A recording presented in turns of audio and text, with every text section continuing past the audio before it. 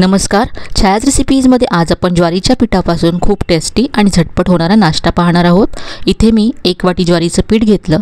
यामध्ये अर्धी वाटी रवा घालायचा आहे। जाड किंवा बारीक कोणताही रवा घेऊ शकता। रव्यामुळे रेसिपी कुरकुरीत व्हायला मदत होईल। आता यामध्ये पाणी घालायचं आहे। इथे मी सुरुवातीला 1 वाटी पाणी घेतलं, त्यातलं अर्ध घातलं, मिक्स केलं आणि पुन्हा मी उरलेलं पाणी सुद्धा घातलं आहे। तर इथे मी 1 वाटी पाणी घातलं आणि हे सगळं मिक्स करून घ्यायचं आहे। याच्यातल्या सगळ्या गुठळ्या काढून घ्यायच्यात।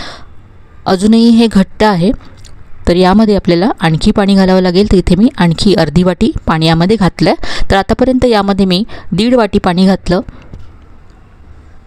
आणि सगळ्या गुठळ्या काढून अगदी स्मूथ असं हे पीठ तयार झालं आहे।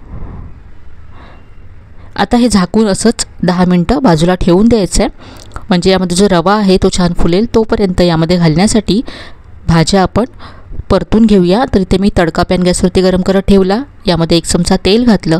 तेल गरम झाल्यानंतर अर्धा चमचा जिरं घातलं।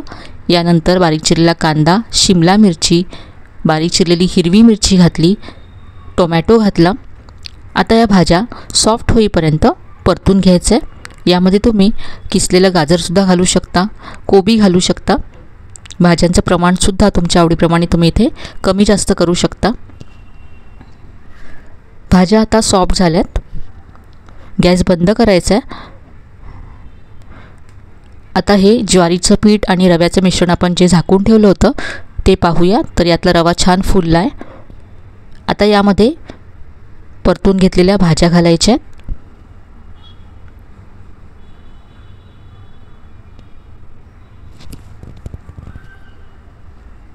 चवीप्रमाणे यामध्ये मीठ घातलं आहे, पाव चमचा हळद घालायची आहे आणि भरपूर बारीक चिरलेली कोथिंबीर घातली आहे। हे सगळं आता मिक्स करूया।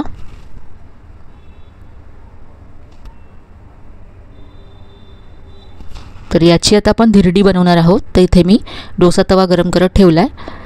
तुम्ही याऐवजी नॉनस्टिक पॅनमध्ये सुद्धा बनवू शकता, म्हणजे तुमची एका आकाराची सगळी धिरडी बनतील।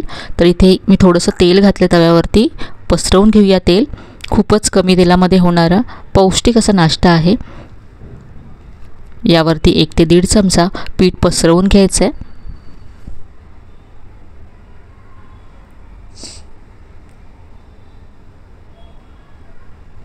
एका बाजूने हे भाजून झाल्यानंतर आपण उलटून घेऊया। तर इथे पहा वरून ड्राय झालं आहे। उलटून दुसऱ्या बाजूने सुद्धा हे मी आता भाजून घेते। मस्त जाळीदार असं हे धिरडं तयार होईल। तर इथे आता मी दुसऱ्या बाजूने सुद्धा हे भाजून घेतलं। दोन्ही बाजूने भाजून अगदी खरपूस असं हे धिरडं तयार झालं आहे। रंगसुद्धा खूप मस्त आला आहे। काढून घेऊया। अगदी झटपट हे तयार होतं आणि चवीला खूपच मस्त लागतं।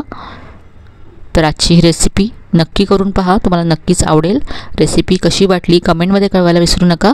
रेसिपी आवडली असेल तर व्हिडिओला लाईक करा, शेअर करा। चॅनलला अजून सबस्क्राईब केलं नसेल तर नक्की सबस्क्राईब करा। चला तर मग पुन्हा भेटूया अशा छान छान आणि नवीन नवीन रेसिपीसह। तोपर्यंत धन्यवाद।